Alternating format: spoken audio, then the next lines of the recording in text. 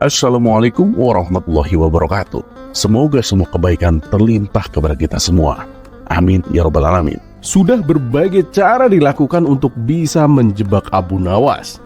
Namun Baginda Raja selalu saja mengalami kegagalan.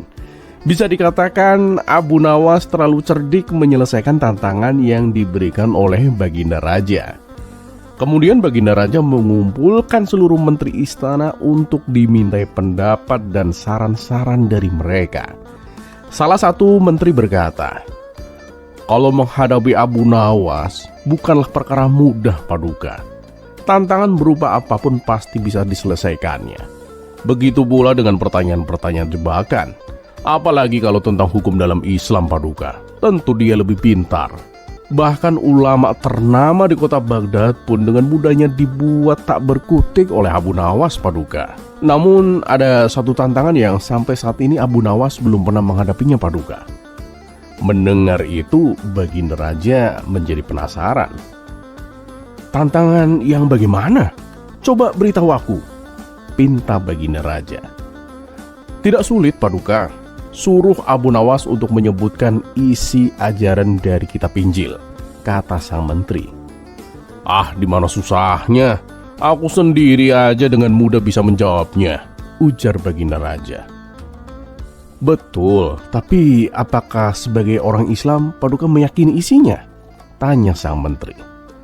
"Oh, tentu saja tidak. Aku tidak mungkin meyakini kalau Yesus adalah anak Tuhan. Bisa-bisa aku menjadi murtad," jawab Baginda Raja. Nah, itulah Paduka. Jadi nanti tantangannya adalah bagaimana caranya Abu Nawas meyakini isi kitab Injil, Paduka. Tapi jangan sampai menjadi murtad. Dan nanti kita undang pendeta ternama dari negeri seberang. Suruh dia yang memberikan pertanyaan itu. Abu Nawas pasti tidak akan berani menjawab asal-asalan, Paduka, tutur sang menteri. Rupanya usulan tersebut disambut baik oleh Baginda Raja. Dan singkat cerita, diundanglah Abu Nawas ke istana. Adapun sang pendeta sudah siap untuk memberikan pertanyaan. Kemudian Baginda Raja berkata, "Wahai Abu Nawas, aku ingin menguji kecerdikanmu. Apakah kamu sanggup menerima tantangan?" tanya Baginda Raja. Dengan penuh percaya diri, Abu Nawas pun menjawab, "Tentu, Paduka yang mulia. Asalkan hadiah yang akan hamba dapatkan dilipat gandakan, Paduka." "Oh, jangan khawatir Abu Nawas. Aku bahkan akan memberimu 3 kali lipat. Tapi kalau gagal, kamu harus tidur di kandang kuda selama sebulan. Bagaimana?" tantang Baginda Raja. "Siap, Paduka yang mulia. Silahkan, tantangan apa yang akan Paduka berikan?" tanya Abu Nawas. "Bagus, tapi bukan aku yang akan memberimu pertanyaan, Abu Nawas, melainkan Tuan Pendeta ini," ujar Baginda Raja. Seketika Abu Nawas pun terkejut mendengarnya. "Waduh, celaka. Kalau sampai aku disuruh menyebutkan isi kitab Injil, aku tidak akan mungkin bisa menjawabnya," pikir Abu Nawas.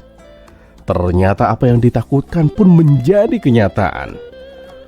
"Wahai Abu Nawas, coba beritahu aku, apa isi kitab Injil? Dan kamu harus meyakininya," tanya Tuan Pendeta. Tapi namanya juga Abu Nawas, ketakutan yang dirasakan hanya sementara. Dengan sejuta akal cerdiknya, ia dengan mudah menjawab pertanyaan Tuan Pendeta. "Isi kitab Injil berupa tulisan Tuan Pendeta, dan aku meyakini itu," jawab Abu Nawas.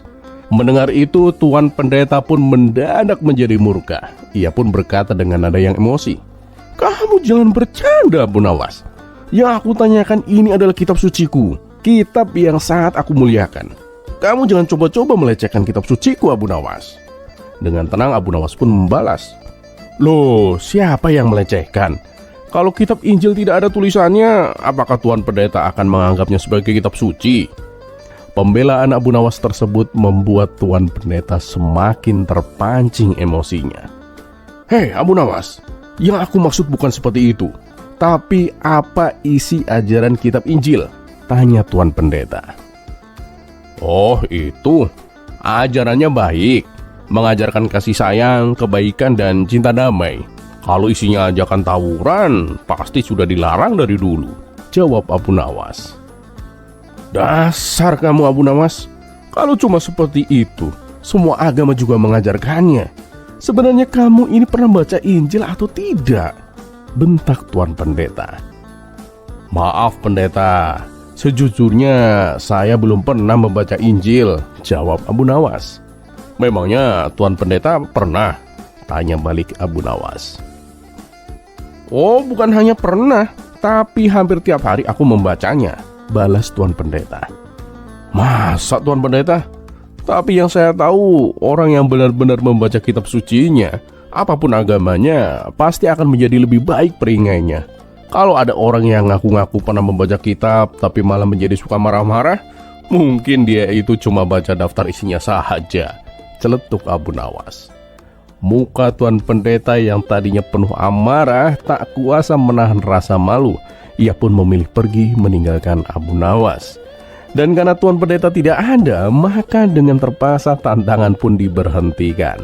Walhasil Abu Nawas mendapatkan hadiah yang telah dijanjikan oleh Baginda Raja.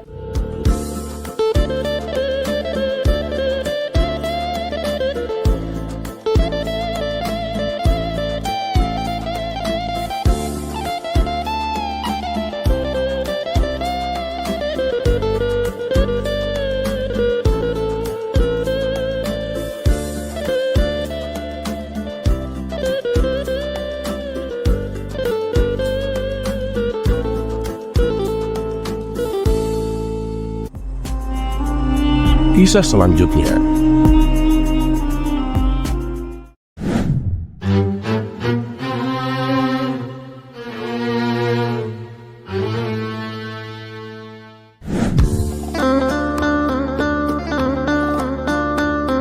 Alkisah, Abu Nawas tengah kemalaman di suatu kota yang baru ia singgahi.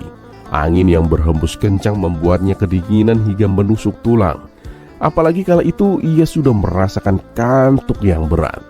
Ia pun berkeliling di tengah malam mencari rumah untuk menumpang menginap. Akan tetapi tidak ada satupun rumah penduduk yang penghuninya masih terjaga. Mereka semua sudah tertidur lelap.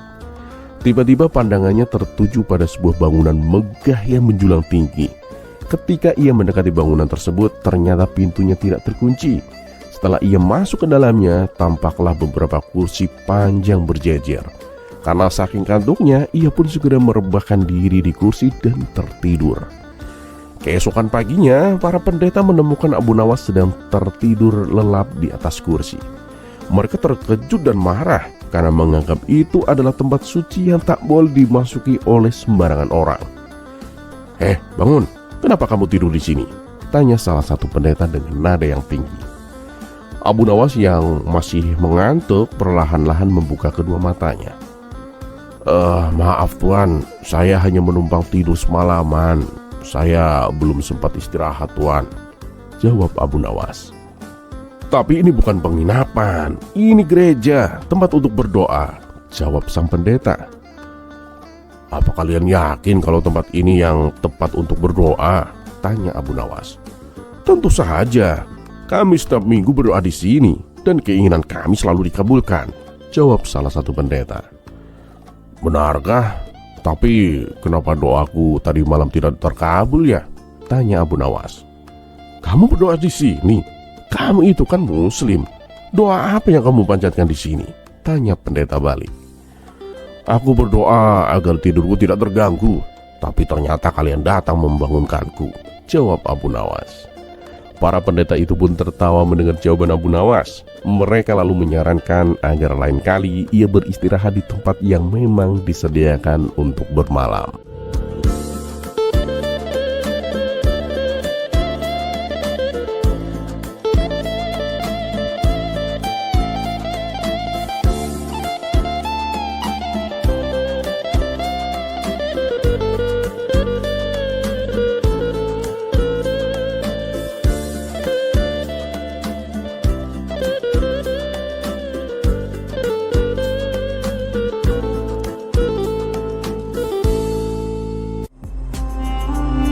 Kisah selanjutnya.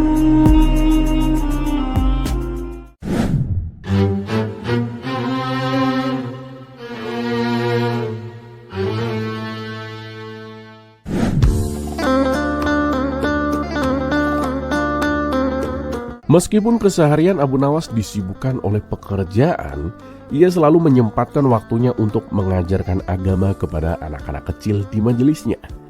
Dari sekian banyak anak yang dididiknya, ada salah satu anak yang paling pintar. Meskipun ia juga terkenal dengan badung. Anak itu bernama Ali Mustafa. Suatu hari saat Abu Nawas sedang mengajar, murid-muridnya terlihat antusias yang tinggi dalam mendengarkan ilmu yang disampaikan. Kala itu Abu Nawas sedang menerangkan tentang surga dan neraka. "Adakah di antara kalian ada yang tahu apa itu surga?" tanya Abu Nawas kepada murid-muridnya. Semua murid terdiam. Tiba-tiba Ali Mustafa mengacungkan tangannya. "Saya tahu, guru," teriak Ali Mustafa. "Ya, silakan dijawab," balas Abu Nawas. "Surga itu adalah tempat yang indah, guru. Tempat kembalinya orang-orang yang bertakwa," jawab Ali Mustafa. "Benar sekali, kamu memang pintar, Ali," puji Abu Nawas. Kemudian Abu Nawas melanjutkan, "Adakah di antara kalian ada yang tahu apa itu neraka?" Sekali lagi semua murid terdiam dan hanya Ali Mustafa yang mampu menjawab. "Neraka itu tempat untuk menyiksa manusia, guru. Tempat kembalinya orang-orang yang berdosa," jawab Ali Mustafa. "Kamu benar sekali, Ali. Nah, bila kalian ingin masuk surga, kalian harus bertakwa kepada Allah dan berbuat baik kepada sesama manusia. Kalau kalian tidak bertakwa dan suka berbuat jahat, maka kalian akan disiksa di neraka dengan api yang menyala-nyala. Tentu kalian tidak mau, kan?" jelas Abu Nawas. "Siapa yang ingin masuk surga?"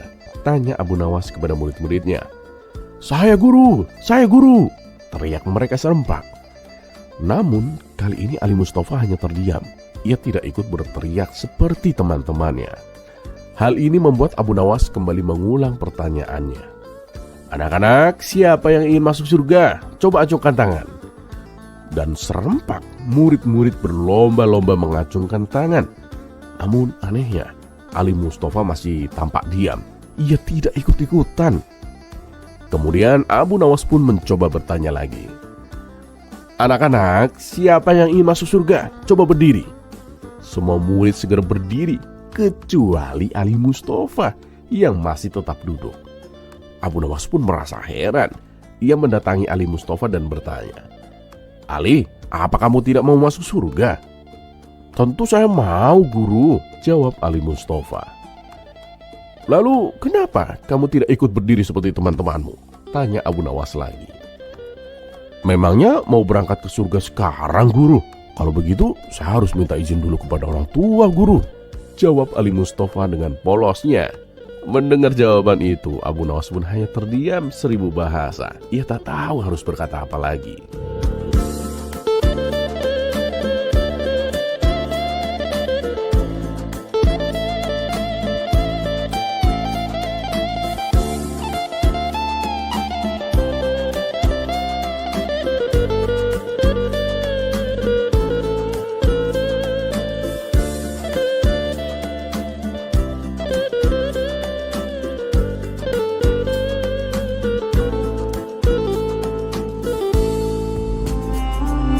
Kisah selanjutnya.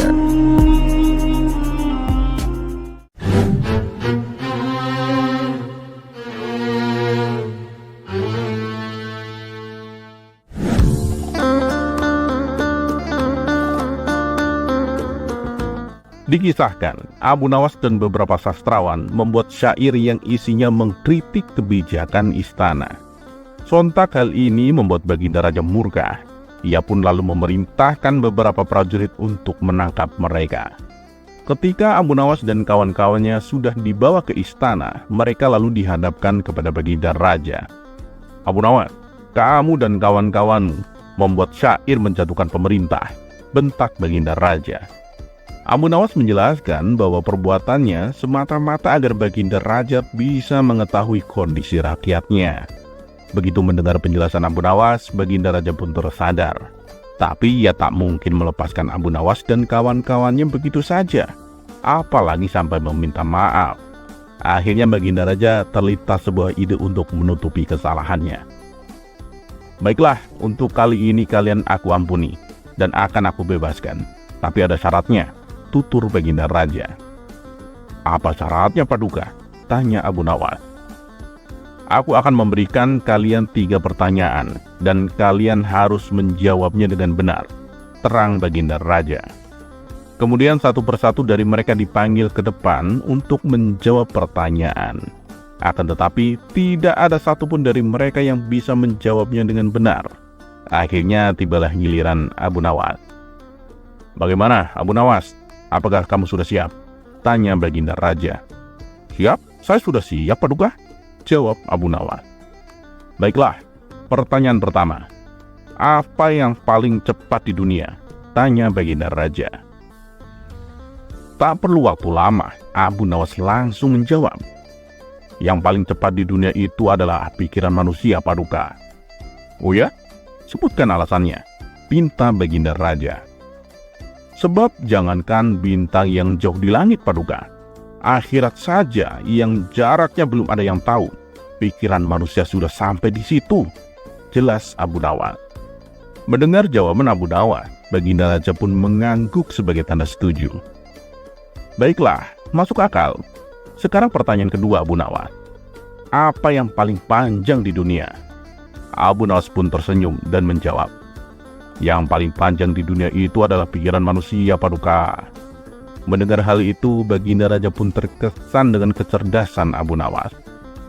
Oke, sekarang pertanyaan terakhir. Apa yang paling berat di dunia? Tanya Baginda Raja.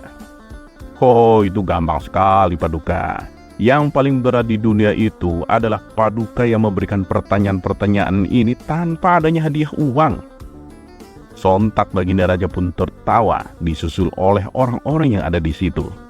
Karena telah berhasil menghibur Baginda Raja, Abu Nawas dan kawan-kawannya diberi hadiah sejumlah uang.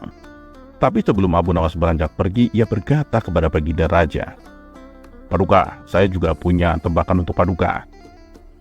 Oh ya? Tebakan apa Abu Nawas? Tanya Baginda Raja. Tebakannya sederhana Paduka. Tapi sebelum saya memberitahu, kita buat perjanjian dulu. Bagaimana? Paduka setuju? Ujar Abu Nawas. Baik, apa perjanjiannya? Tanya Baginda Raja kembali.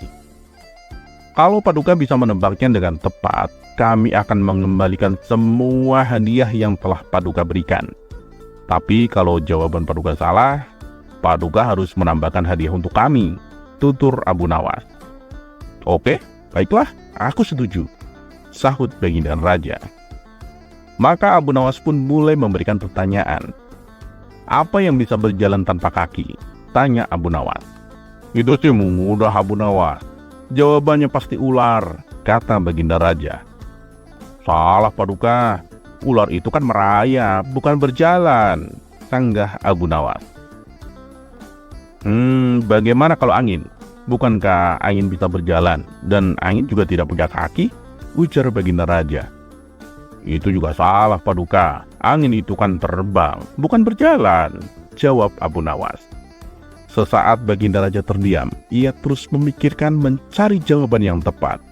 Tapi setelah lama berpikir, Baginda Raja tak juga menemukan jawabannya. Ia pun akhirnya menyerah. Aku tidak tahu Abu Nawas, apa jawabannya? Tanya Baginda Raja penasaran. Jawabannya adalah kaki yang kita gunakan untuk berjalan. Coba Paduka perhatikan baik-baik. Kaki itu kan tidak punya kaki Paduka. Sontak seluruh orang yang ada di ruangan tertawa terpinggal-pinggal mendengarnya. Emang benar-benar cerdik si Abu Nawas ini, pikir Baginda Raja dalam hati. Dan sesuai perjanjian, Baginda Raja memberikan tambahan hadiah untuk Abu Nawas dan kawan-kawannya.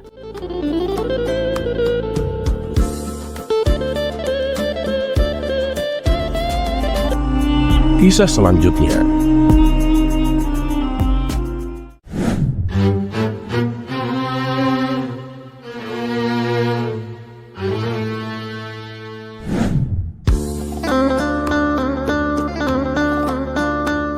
Dikisahkan, kebun sayuran milik Abu Nawas mengalami gagal panen. Akibatnya, ia harus menanggung kerugian yang cukup besar. Uang simpanannya juga ikut ludes untuk menutupi kerugian yang dialaminya. Untuk makan sehari-hari saja, terpaksa ia dan istri harus makan seadanya. "Hari ini kamu masak apa, istriku?" tanya Abu Nawas. "Ya masih sama seperti yang kemarin, nasi sama daun singkong," jawab istrinya. Mendengar itu Abu Nawas menghela nafasnya. "Padahal aku ingin sekali makan daging," ucap Abu Nawas. "Mau beli pakai apa coba? Uang kita kan tinggal sedikit," timpal sang istri. "Baiklah, aku akan ke pasar sebentar. Barangkali aku bisa membeli sesuatu," balas Abu Nawas. Maka berangkatlah Abu Nawas menuju ke pasar. Sesampainya di pasar, ia menghampiri toko penjual daging. "Berapa harga dagingnya, kawan?" tanya Abu Nawas. 120 dinar per kilo, Abu Nawas," jawab penjual daging. "Boleh aku beli sesuai dengan uang yang aku punya?" tanya Abu Nawas. "Memangnya kamu punya uang berapa?" kata penjual daging balik bertanya. "Aku hanya bawa 20 dinar, kawan," jawab Abu Nawas. "Kalau kamu mau sekilo, nanti aku kasih," balas penjual daging. "Tapi uangku cuma 20 dinar, ujar Abu Nawas. "Kita ini kan kawan lama, Abu Nawas. Nanti kurangnya gampang. Kapan-kapan aja," tutur penjual daging. "Wah, terima kasih kawan. Aku janji, nanti kalau aku punya uang, aku akan membayar kekurangannya," timpal Abu Nawas dengan perasaan bahagia. Abu Nawas pun pulang ke rumah dengan membawa daging 1 kilo. Sang istri pun kaget, bercampur senang melihat suaminya pulang membawa daging. "Kamu beli daging 1 kilo, dapat uang dari mana?" tanya sang istri. "Oh enggak, aku enggak membelinya. Ini penjual daging mengutangiku," jawab Abu Nawas. Beberapa hari kemudian Abu Nawas kembali ke pasar. Ia melewati toko penjual daging. Melihat Abu Nawas lewat di depan tokonya, si penjual daging ini berteriak, "Abu Nawas, kapan kau akan memberikan hakku?" "Sabar kawan, di lain waktu ya, jika Allah melapangkan rezekiku." Dan hari berikutnya, Abu Nawas kembali ke pasar untuk menemui kawan-kawannya. Ia sengaja menghindari rute jalan depan toko penjual daging supaya dirinya tidak ditagih. Melihat kedatangan Abu Nawas, kawan-kawan tongkrongannya langsung menyambutnya dengan ceria. Semua orang yang ada di tempat tongkrongan merasa senang dan gembira. Mereka sudah terbiasa mendengarkan Abu Nawas mendongeng tentang pengalamannya dan kisah jenakanya. Ketika Abu Nawas sedang asik duduk bersama kawan-kawannya, tiba-tiba penjual daging itu lewat dari arah depan. Dan dia pun melihat Abu Nawas, lalu memberikan sinyal seraya berkata, "Aku ingin hakku, Abu Nawas." Abu Nawas segera berdiri dari tempat duduknya dan bergeser ke tempat lain agar terhindar dari gangguan si penjual daging. Namun si penjual daging itu juga ikut bergeser mengikuti Abu Nawas. Penjual daging mulai memberikan sinyal lagi kepada Abu Nawas, sambil mengancam akan membongkar hutangnya di depan kawan-kawannya. Abu Nawas pun mulai berpikir mencari cara agar tidak ada kesempatan penjual daging mengganggunya. Akhirnya Abu Nawas memutuskan untuk berpamitan kepada kawan-kawannya pulang ke rumah. Namun kawan-kawannya ini menahannya. Mereka meminta agar Abu Nawas menyelesaikan cerita jenakanya. Mau tak mau, Abu Nawas menuruti kemauan kawan-kawannya itu. Tapi yang membuat Abu Nawas kesal, penjual daging itu selalu mengganggunya. Merasa kesal dengan tingkah laku penjual daging, Abu Nawas mulai membalasnya. "Baiklah, aku akan bayar semua. Berapa utangku? 100 dinar kan?" tanya Abu Nawas. "Iya, benar 100 dinar. Kapan kamu mau melunasinya?" kata penjual daging. "Sekarang aku melunasinya. Kamu tunggu di sini dulu. Aku ambil uangnya di rumah," jelas Abu Nawas. Kemudian Abu Nawas berjalan pulang untuk menemui Tuan Hamid. Karena kemarin lusa, Abu Nawas bekerja di rumah Tuan Hamid membersihkan kebun yang ada di halaman rumahnya. Dan kebetulan saat itu Abu Nawas belum menerima bayaran dari Tuan Hamid, karena Tuan Hamid sedang berada di luar kota. Mendengar Abu Nawas akan membayar hutang kepada si penjual daging, Tuan Hamid pun bercerita bahwa si penjual daging itu mempunyai hutang 100 dinar juga kepada Tuan Hamid. Maka terpikirlah akal cerdik Abu Nawas untuk mengajak Tuan Hamid bersamanya. Tak berselang lama, Abu Nawas pun datang bersama Tuan Hamid. Di situ si penjual daging sudah tak sabar ingin menerima pembayaran 100 dinar dari Abu Nawas. Dan ternyata kawan-kawan Abu Nawas juga masih ngumpul di situ. Mereka ingin menyaksikan akal cerdik apalagi dari Abu Nawas untuk melunasi hutangnya. Abu Nawas, mana uangnya? Kok malah ngajak Tuan Hamid? Tanya si penjual daging. Tenang kawan, Tuan Hamid ini juga ada sangkut pautnya sama kita. Jadi tadi hutangku 100 dinar kan? Kemudian Tuan Hamid memberikan uang 100 dinar kepada Abu Nawas sebagai pembayaran kerjanya. Ini, aku bayar hutangmu yang 100 dinar. Berarti hutangku sudah lunas kan? Tanya Abu Nawas kepada si penjual daging. Baiklah, hutangmu lunas Abu Nawas, jawab si penjual daging. Ketika si penjual daging akan memasukkan uang itu ke dalam kantong bajunya, Abu Nawas buru-buru berkata, "Tapi tunggu dulu kawan, aku dengar kamu juga punya hutang 100 dinar ke Tuan Hamid. Nah, mumpung kamu lagi dapat uang, bayarlah sekarang.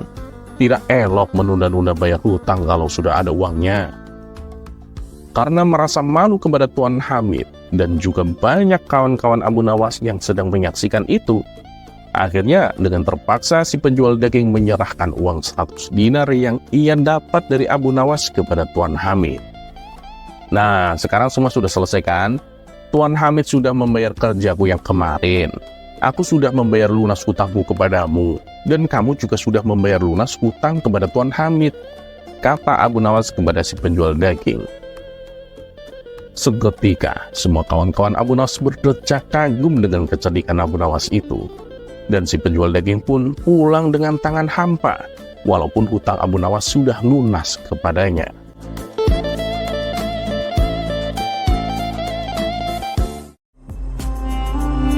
Kisah selanjutnya.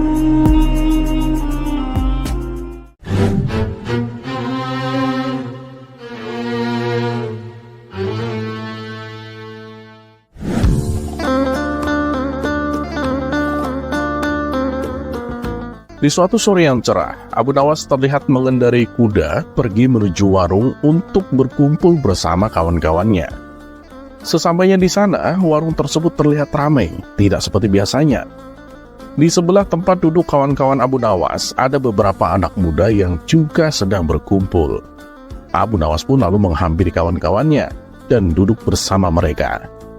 Sementara sekumpulan anak muda yang duduk bersebelahan itu tampak asik ngobrol, diselingi dengan canda tawa. Obrolan dan ketawa mereka yang terdengar keras agak mengganggu Abu Nawas dan kawan-kawannya. Salah satu kawan Abu Nawas lalu berkata, "Emang pemuda zaman sekarang minim sopan santun. Sudah tahu banyak orang tua di sebelahnya, tapi suaranya mereka tidak dipelankan." Abu Nawas pun membalas, "Sudahlah, namanya juga anak muda. Kita sebagai orang tua harus lebih bijak dan arif." Kawan yang lain pun juga menimpali, "Nah, benar apa yang dikatakan Abu Nawas itu. Orang tua memang lebih arif daripada anak muda." Sekumpulan anak muda di sebelahnya merasa tak terima mendengar hal itu. Kemudian salah satu dari mereka berkata, "Kalian para orang tua memang lebih arif, tapi kami anak muda jauh lebih kuat daripada kalian." Kawan-kawan Abu Nawas sependapat dengan ucapan si pemuda. Memang kalau masalah fisik, anak muda lebih kuat daripada orang yang sudah tua. Tapi beda dengan Abu Nawas. Ia sama sekali tidak setuju. "Loh, kata siapa? Menurutku tua atau muda itu sama saja. Tenagaku waktu masih muda sama saja ketika sekarang aku sudah tua," sahut Abu Nawas. "Wahai Pak Tua, gimana bisa orang yang sudah tua kuatnya sama kayak anak muda? Coba buktikan ucapanmu itu," kata salah satu pemuda. "Baik, akan aku buktikan. Kamu lihat kuda yang tadi aku naiki itu. Waktu aku masih muda, aku nggak kuat mengangkatnya. Dan sekarang ketika aku sudah tua begini, aku juga masih nggak kuat mengangkatnya," jawab Abu Nawas. "Kalau kamu nggak percaya, coba angkat kudaku itu. Pasti tenagamu tidak kuat seperti aku," lanjut Abu Nawas. Mendengar itu, kawan-kawan Abu Nawas pun tertawa terpingkal-pingkal. Adapun si pemuda berlalu meninggalkan Abu Nawas dengan menahan rasa malu.